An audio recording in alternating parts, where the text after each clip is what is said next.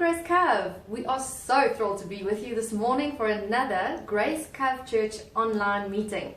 Welcome to our home. My name is Ulrika and this is my husband Wesley, and we're going to be your MCs today. Good morning, everyone. It's just so nice to be with you again this morning, and so nice to get together again and spend time with each other, even though virtually, but spending time with God as well. And I just want to share with you this morning what I've felt God challenging me with, and hopefully it challenges you as well. So Genesis 15 verse 6 says, Abraham trusted God and he credited it to him as righteousness.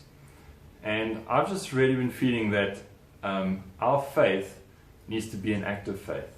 If we look at the life of Abraham, there were many times where he trusted God and God credited those times to him as righteousness, but there were also many times where he took measures into his own hands and he actually caused quite a lot of hassles for himself and for his family.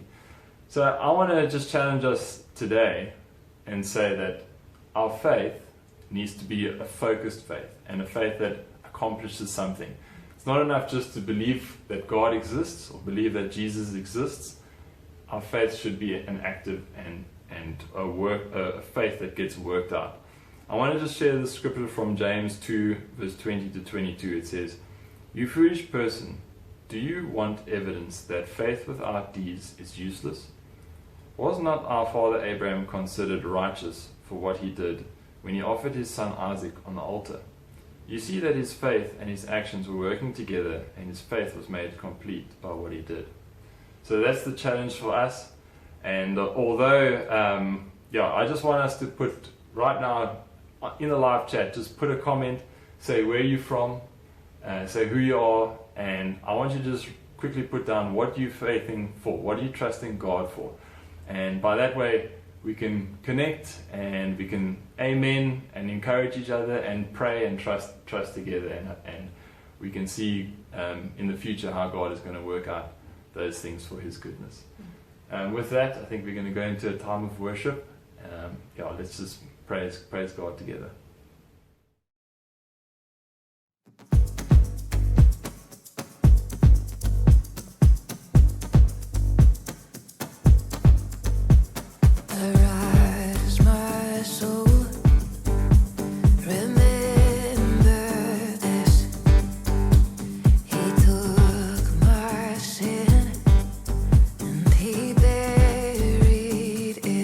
No longer I who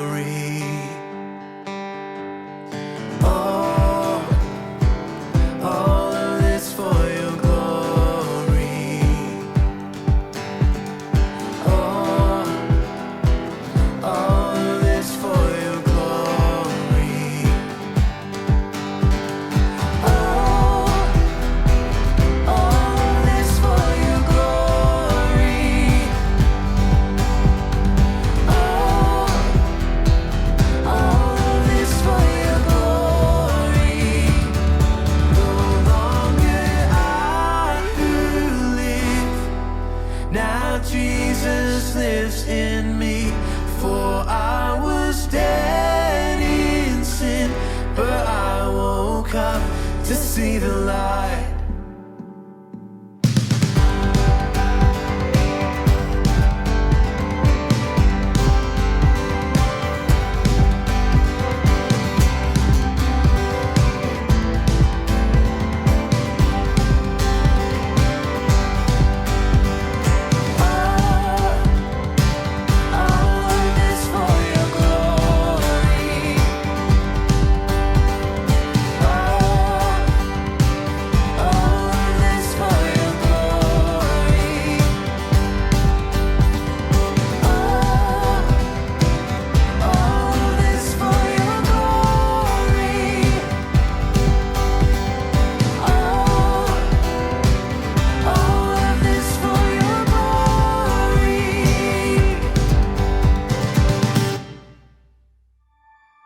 Holy, holy, holy, our God is on the throne.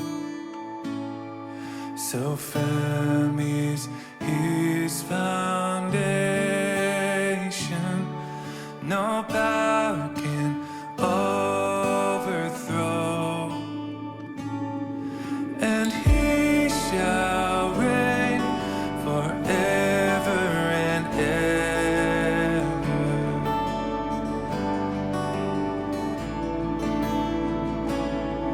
One name outlasts the ages, through time his truth revealed. While kings may pass like shadows, our God is sovereign still, and he shall reign forever and ever.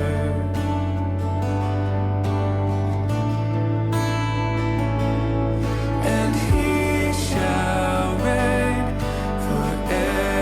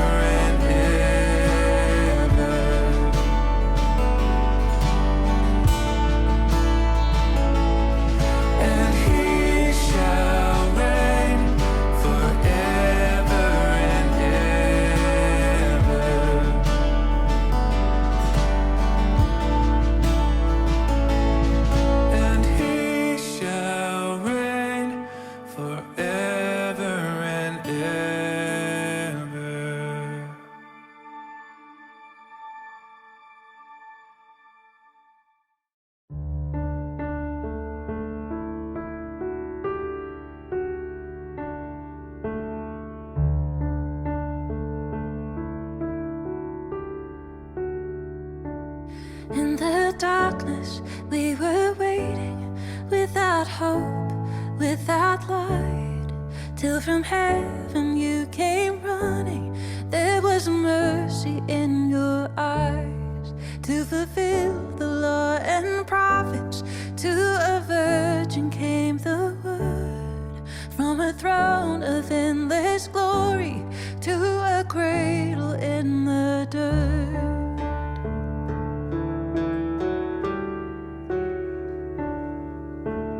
Praise the Father, praise the Son, praise the Spirit, three in one.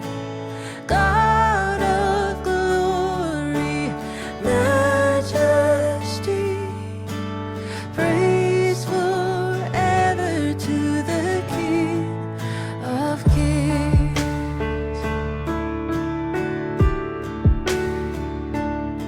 To reveal the kingdom coming, and to reconcile the lost, to redeem the whole creation.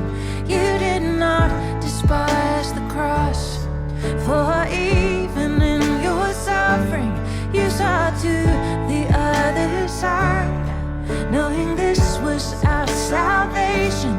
Jesus, for our sake you died.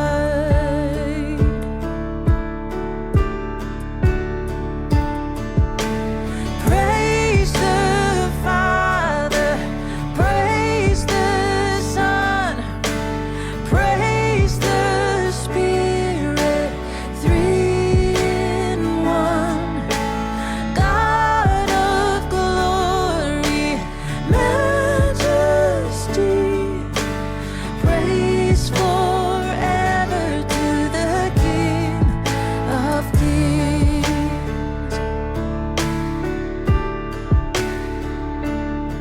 In the morning that you rose, all of heaven held its breath, till that stone was moved for good, for the Lamb had conquered death. And the dead rose from their tombs, and the angels stood in awe, for the souls of all who'd come to the Father are restored. And the church of Christ was born. Then the Spirit lit the flame. Now this gospel truth of old shall not kneel, shall not faint. By His blood and in His name, in His freedom I am free. For the love of Jesus Christ, who has resurrected me. Oh,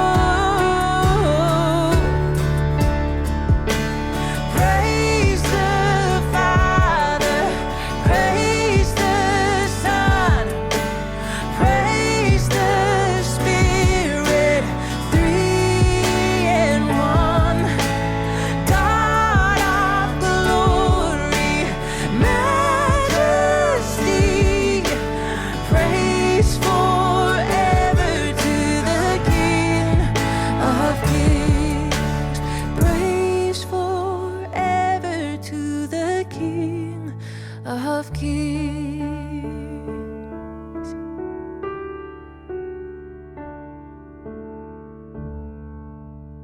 Thanks so much for worshiping with us this morning. Whether we are together in person or online, it's always so great to worship the King collectively.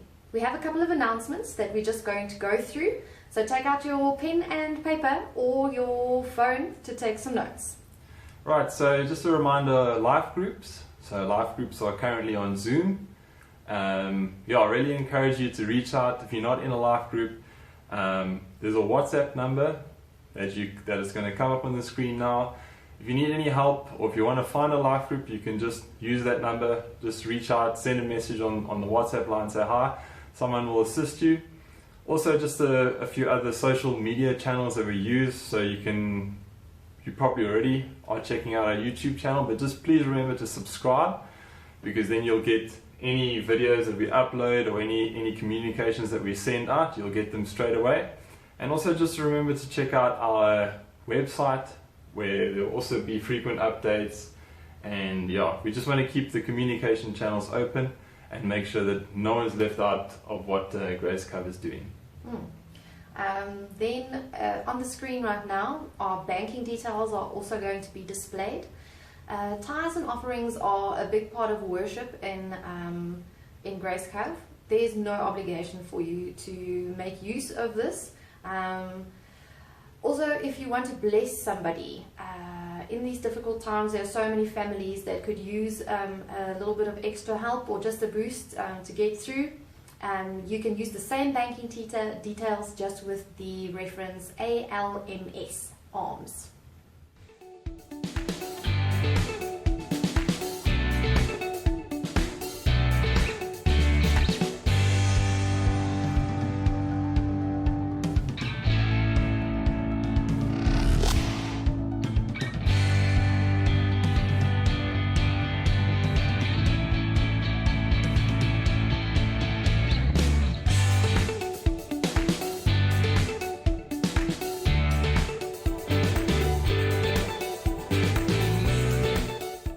Yeah, we're really looking forward to meeting with you in person, having a little chat, and just catching up.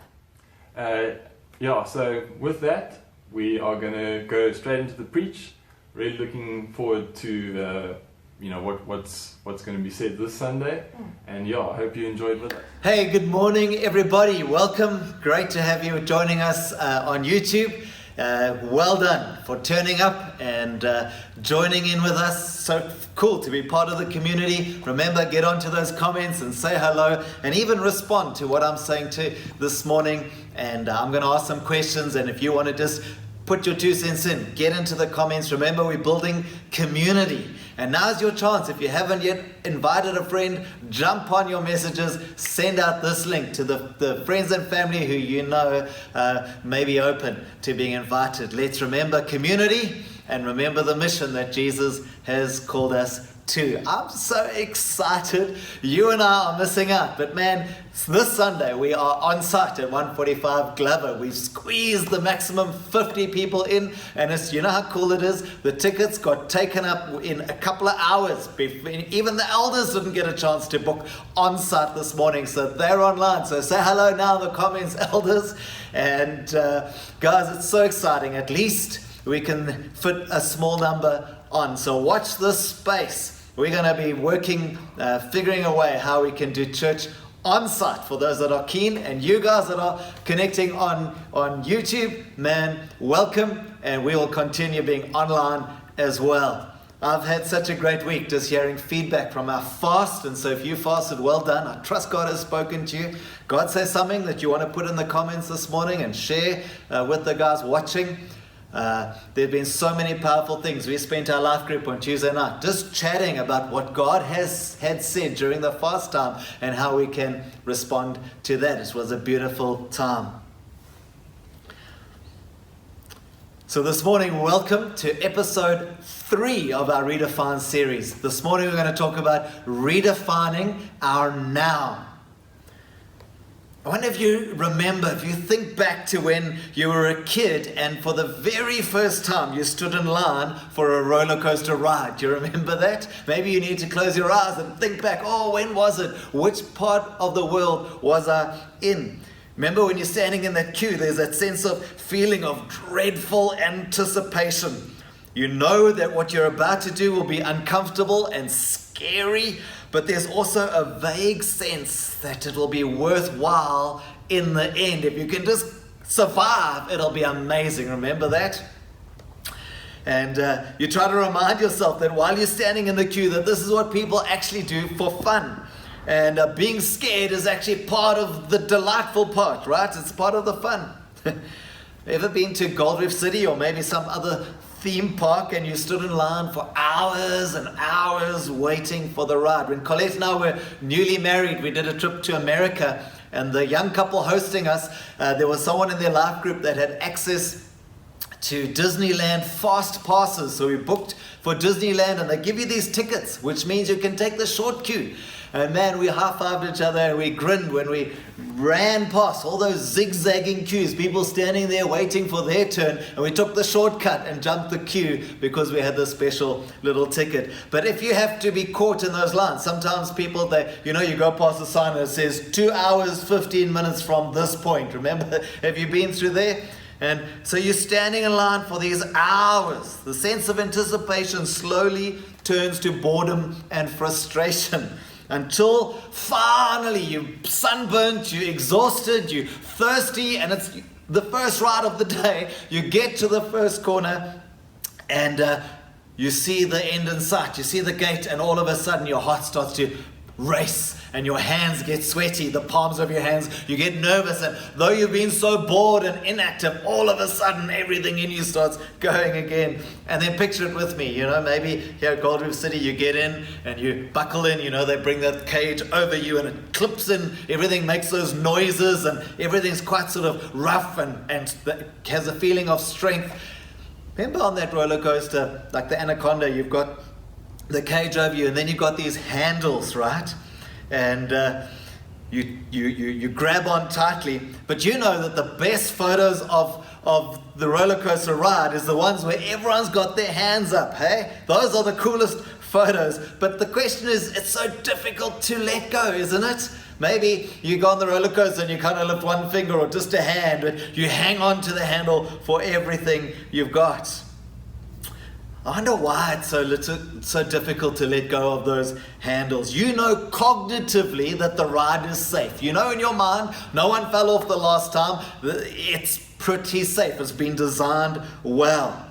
And yet, somehow, the probability of your survival in your mind depends on your ability to hold on to the handle that you can. And yet it's still so frightening to feel as though we're not in control, and then for the photo moment to let go, right? I mean, this thing's throwing you around, but you feel the strength of your hands is going to save you. And then when the photo comes, you think, man, if I let go, I won't be in control anymore. It's funny how even though we choose to put ourselves on a ride of life-threatening uncertainty, the thing that reassures us is finding some little action that's within our control. So the series so far, just to recap, we've spoken about redefining, first of all, who God is to me. And we said out of Psalm 139 that He knows me, He's with me, and God is able. And when I see Him as that, man, then my image of who God is redefined. Then last week we said we can redefine who we are. And Psalm 139, David says to God, search me, test me, and lead me. Because of who He is, I take on significance and importance, and I'm on His agenda. And so this morning we're talking about redefining our now. And we're going to begin with one of our friends from the scriptures helping us to get a grip on this understanding. And so let's look at Joseph. He's a great example of someone who constantly was reinventing himself. In other words, redefining his now. Joseph was the 11th son of Jacob, and he was the firstborn to his mother Rachel. His father was about 90 years old when Joseph was born, but he was the favorite son of Jacob's favorite wife. His great-grandfather was Abraham, his grandfather was Isaac. Joseph had one brother, Benjamin, and he had 10 half-brothers. You think your family is complicated, right? 13 chapters of the book of Genesis are written about Joseph. That's over a quarter of the whole book focuses on his life. At age 30, Joseph becomes Prime Minister of Egypt, the world superpower at that stage. Doesn't that sound amazing? It sounds like the life we all want, right?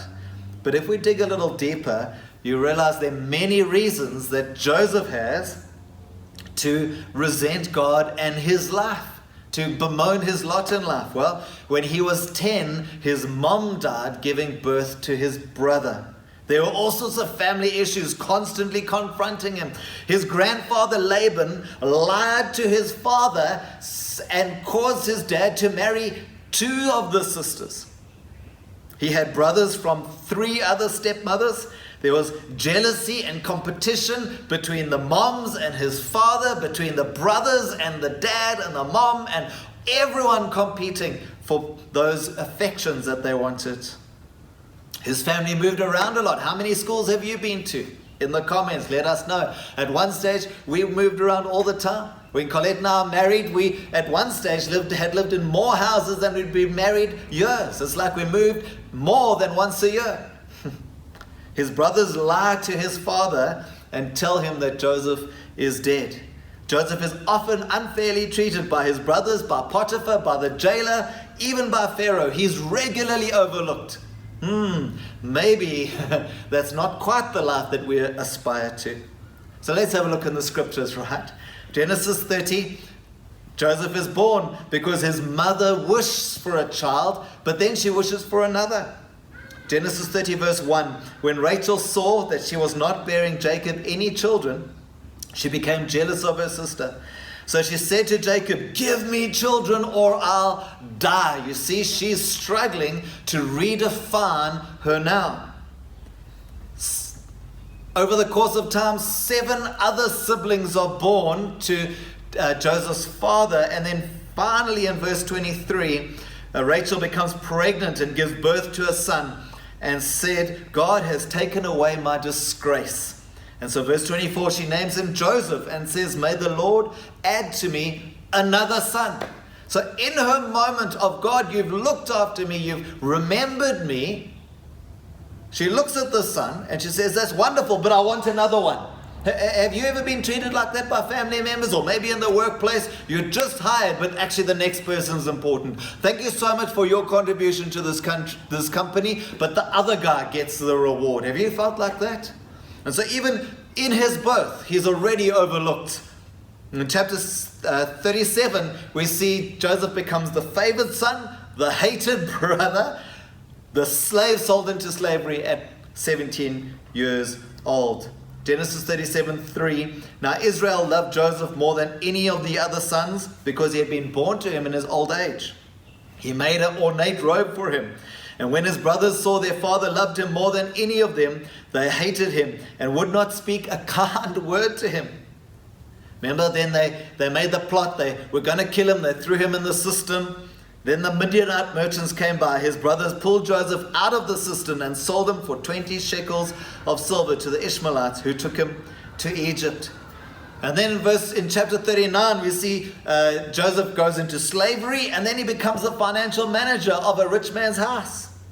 Genesis 39 verse 1. Now Joseph had been taken down to Egypt. Potiphar, an Egyptian, one of the Pharaoh's officials, the captain of the guard, bought him from the Ishmaelites who had taken him there.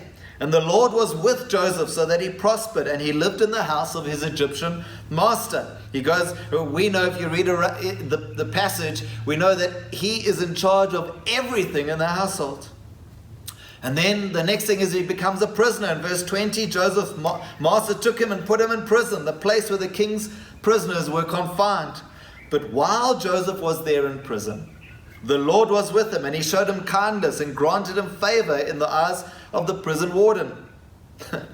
And then in chapter 40 of Genesis, he's able to interpret some dreams. He thinks he's got a ticket out of prison. And what happens? He's delayed for 2 extra years. He spends a total of 13 years between slavery, captivity, the extra 2 years before he finally has some hope. Verse 23, the chief cupbearer, however, did not remember Joseph. He forgot him. Then Pharaoh has some dreams. In chapter 41, verse 1, when the two full years had passed, Pharaoh had a dream. He was standing by the Nile. And then the guy remembers Joseph, and Joseph is ushered in to interpret the dreams. Verse 39 says, then Pharaoh said to Joseph, since God has made all this known to you, there is no one so discerning and wise as you. You shall be in charge of my palace, and all my people are to submit to your orders. Only with respect to the throne will I be greater than you. You know, one of the things about Joseph is he's known as the master of dreams. That's the name the brothers gave to him as an insult, but it's a pretty beautiful name to carry, the master of dreams. In other words, the holder of a preferred future? Do you have a preferred future that you're trusting the Lord for? Maybe in this crazy climate, this ridiculous pandemic that we don't know how to get through right now. Everyone's got opinions and ideas. Even the experts seem to sometimes disagree. Who knows how we get through this? Has your preferred future, the dream that you hold, has that gone dim because the circumstances, what's around us, is crowding out the hope that God has put in us? You see, you might well say Joseph had right to have issues, right? But somehow Joseph is able to thrive in every challenging season. I'm amazed by Joseph. I don't know why he didn't just pack his bags, go sit in a corner and sulk and say, God, I don't deserve this. You did this to me. It's not fair. That's it. I'm taking my toys and I'm going to go play by myself. Somehow he redefines his now. He allows the circumstances to be there, but not to define him. Rather, Joseph defines himself inside of his circumstances. So guys, do you understand where we're going today? Because of who God is, and therefore because of who I am, then my circumstances aren't the final arbiter of my life. Whether I'm in this country or another country, whether I'm in pandemic crisis or good times, the circumstances don't get to choose who I am and what God can do through me or you. And so as we come to now getting some practical ideas, how do we redefine our now? We have to look at redefining the who before the do. Our second point, the who before the do. This morning I'm not just asking you to get a to-do list and change your life. No, we start with the who. Who is God? Therefore, who is me? And then before we do, we look at who we are. Most of us have been thrown by this pandemic, haven't we?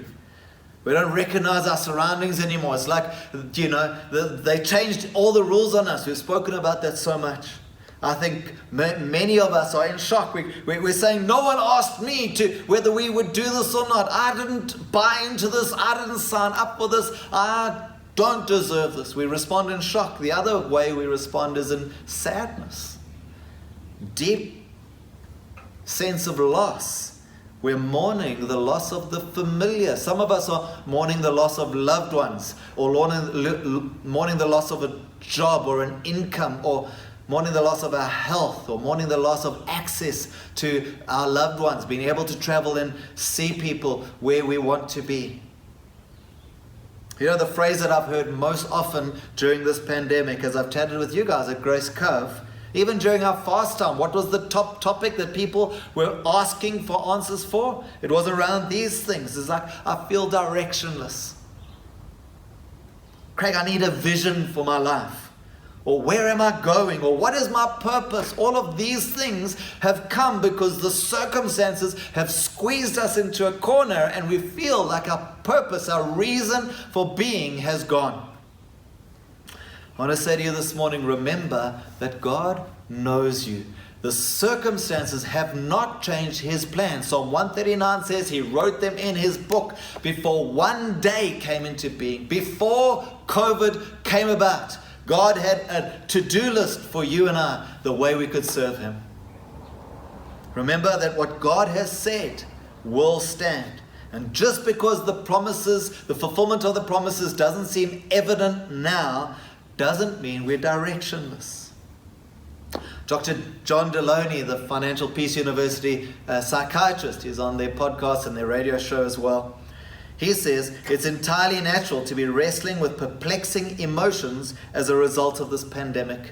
We respond in the three human kind of fear responses. First of all, it's fear. Secondly, it's fight or flight, remember? And thirdly, it's uncertainty. We're fearful because we don't know where this is going. How bad will it get? We respond in fight or flight, but the pandemic is so difficult because who do we fight? If the bully comes to you on the playground, you can decide whether you're going to box with him or not. How do you fight a pandemic? How do you fight the sense of loss?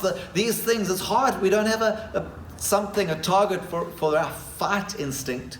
The alternative is a flight instinct, to run from the danger. But where do we run to? The borders are closed. Where can I go? I love David in his psalm. Lord, where can I go from your presence? There's nowhere I can move to where you aren't. Remember that. The third one is uncertainty. So many people are saying our world has forever changed. This is the new normal, all that language. We're uncertain of what these things will look like. Dr. John Deloney says it makes sense, it's legitimate to feel this way. So then how do I redefine the who before the do? How do I help myself given these circumstances? Well, three things. First of all, we manage what we can. And this, friends, if you can do this, it's possibly the greatest key I have for you this morning. Manage what we can. You see, fear comes from lack of control. When we're on the roller coaster, we feel scared because we're not in charge. We're not got the steering wheel. I didn't build the thing. I don't know who's in control. That's why we hang on to the handles, because I can control my grip on the handles. And it gives us a sense of peace. Do what you can. What is in your capability to manage? I've heard so many people saying, oh, this is my lockdown body. Over lockdown, I put on this many kilograms. Man, that's a cop-out. Because what you put into your body is in your control. Don't blame COVID. The virus didn't feed you. Man, maybe you've got bored. Find a hobby. So on and so on. What is in your control? What is in your capability to manage? What about your routine? When you wake up, when you go to sleep? What about your dress habits? Do I spend the day in my pajamas because no one's coming to the house? Or I'm not on Zoom today. I don't even have to brush my teeth or comb my hair.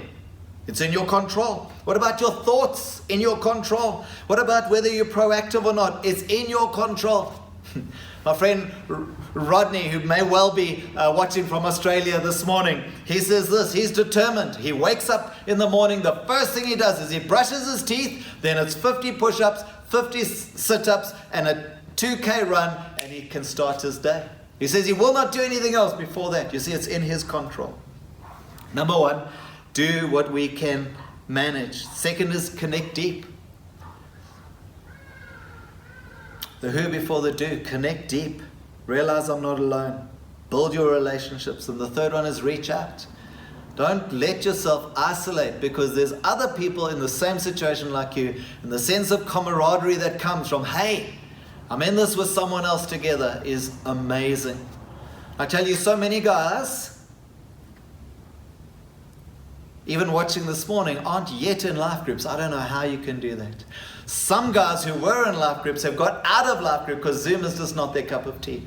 I'm saying you can't do life by your own. How do we redefine the who before we do? I have to find people to do life with. During our fast, our life group, by text, during the lunchtime session, half hour, we prayed together. I looked over the WhatsApps at the end of one of our prayer slots. We had 84 prayer messages going backwards and forwards. Just because in our group, man, we can't do life alone. The third thing this morning, my last point, is we need to redefine resilience if we're going to redefine our now. What is resilience if we were going to redefine our now? Think about what it was in Joseph that kept him rising to the top. You just couldn't keep him down, right? My brother bred Dalmatians for years, and eventually they had this one Dalmatian that was deaf, and the Kennel Association said that you should put him down because we don't want that strain to keep going. So they neutered him so that he couldn't breed, but they kept him and they called him Good Man. And when you say, why I called him Good Man, they said, man, you can't keep a good man down. And what was it that Joseph wouldn't keep down? He kept rising despite the circumstance. Incredible resilience in him that kept him rising to the top. You ever been swimming in the sea and you go under a wave and the next one hits you in the face, and then you go and the next one hits you and you get more and more out of breath, more and more weak, you swallow more and more seawater, eventually you feel like you're going to drown. It's simply, you can be in shallow water, but it's because wave after wave after wave has hit you. Do you feel like that this morning? You feel like wave after wave has filled your lungs. It's fine, you can be in the sea as long as the water's on the outside. When it gets on the inside, you've got a problem. Many of us, if we're honest, would have been sidetracked or roadblocked, maybe even paralyzed by setback after setback, adversity after adversity, betrayal after betrayal. Some of us still suffer from hurts long ago. We talk about this pandemic, but I've seen many of Many people are suffering from things that have happened long ago, unresolved, and this pandemic has simply, like a squeezing pimple, has simply brought it out. The issues from those days are now under the pressure cooker of these days, and we respond in a negative way, and we're under the circumstances. That's why we feel like we haven't got direction, because the circumstances are our roadmap, rather than saying, I have been redefined. God is still God. He does not change. Therefore, His call on my life does not change. Therefore, even in the now, there is a way to serve Jesus and feel the pleasure of doing something important for Him. Floyd Patterson, he was the first man to win the World Heavyweight Boxing Championship twice. He said this, he said, they said I was the fighter who got knocked down the most. I was also the one that got up the most. Psychologist Nick Wignall says that highly resilient people have 3 characteristics. First of all, they have an understanding of accepting their reality. Accepting their reality. I want to say that this is just a season.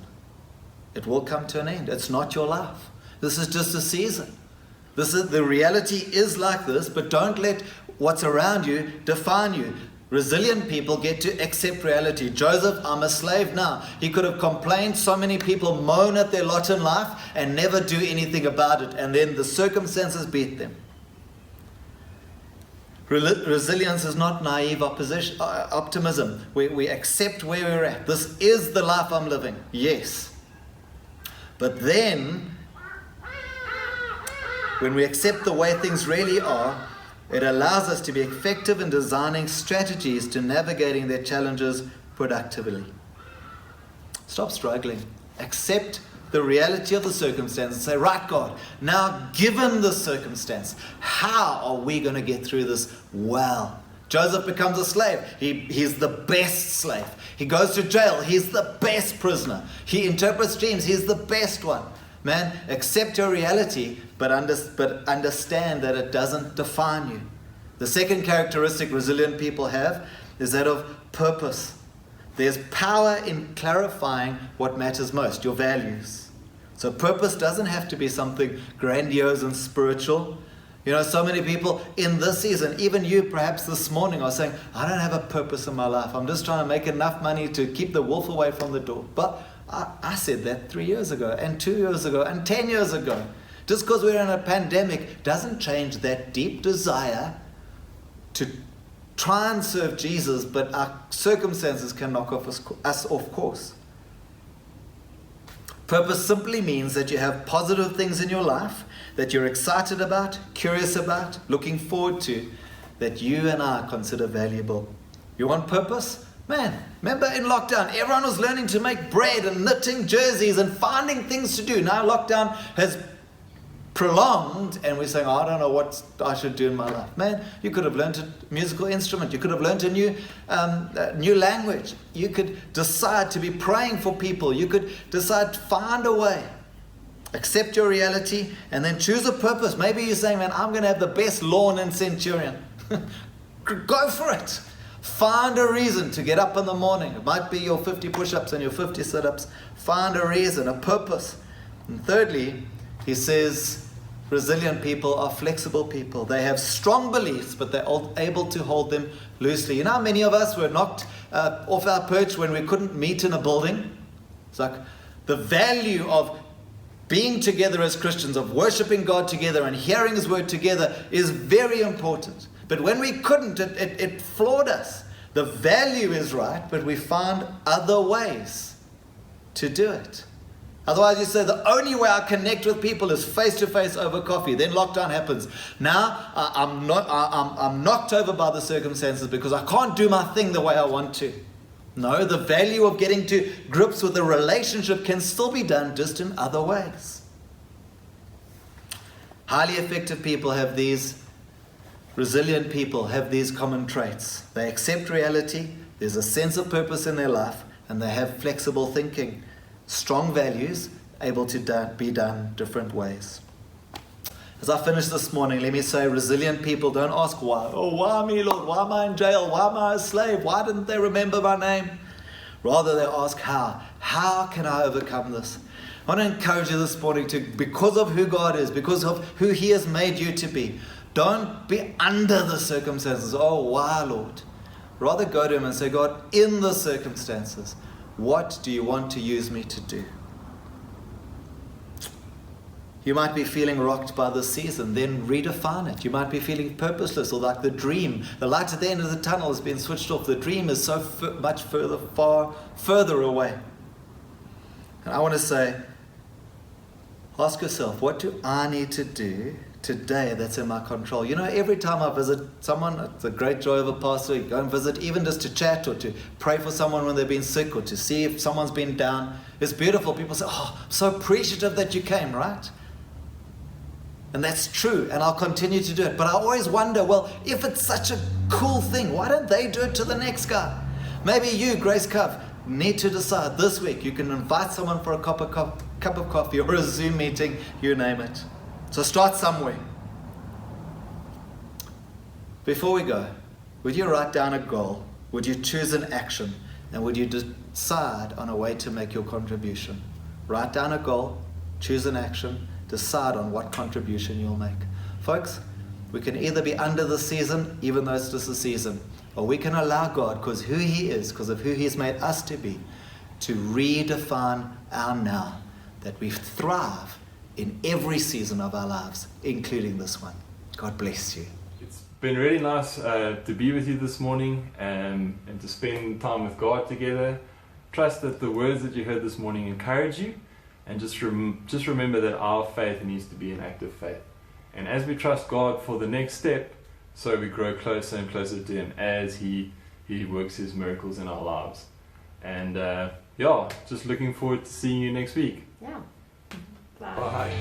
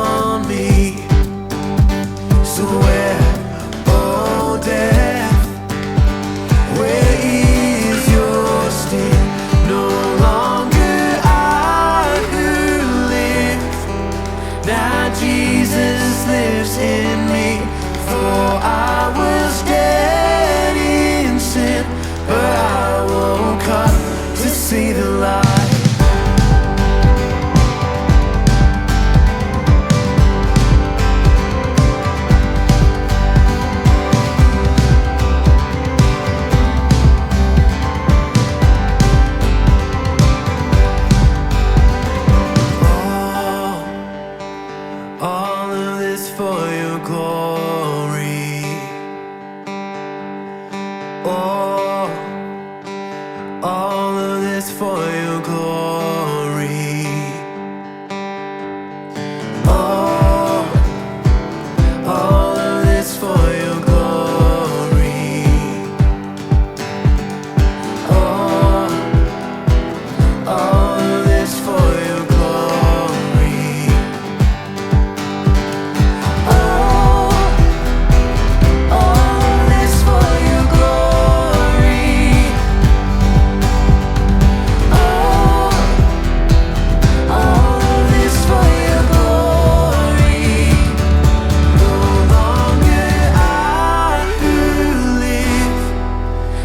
Lord Jesus lives in me.